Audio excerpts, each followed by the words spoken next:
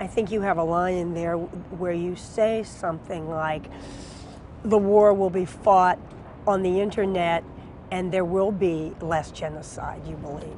I think there will be. If you look at the history of mankind, there's fewer and fewer people are being killed every year from war.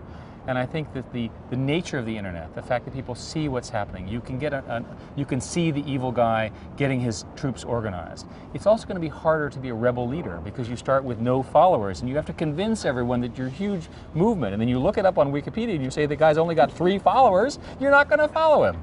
So the fact of the matter is more information will let people make more informed choices. They're less likely to be wired, to be taught, to be stimulated, to be forced into these sort of single points of view.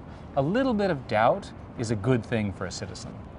You also say that unless, you also say that because the internet is so complicated that unless terrorists are really state-sponsored, they're just not going to be so much up to speed on technology. But isn't it possible more and more that people will be groomed to go into different companies or get a job working for a government and somehow seamlessly plant a worm or plant spyware? Isn't that something to be worried about? Of course it is. It's just a new form of spying. It's been going on for hundreds of years. It's just a new tool. The good news with that kind of stuff is we can detect it. Code can be read, people can discover these worms, they can be essentially eliminated. And people will be they'll be warned about that.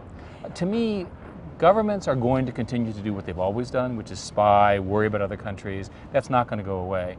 Individuals are unlikely to be able to put together the kind of threats that we worry about. It's going to take a lot of money and a lot of very specialized knowledge because the internet is in fact pretty safe.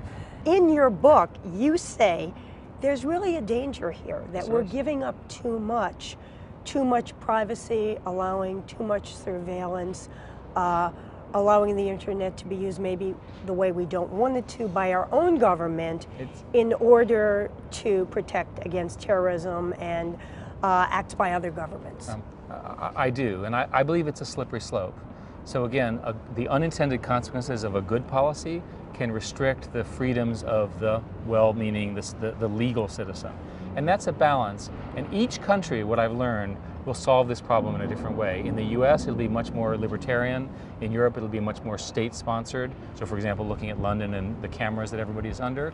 But in many countries, the most interesting subject is they have no history at all. They have no history of openness. So we don't know how they're going to decide. And I worry that they're all going to adopt repressive strategies rather than the American model, which is much more empowering.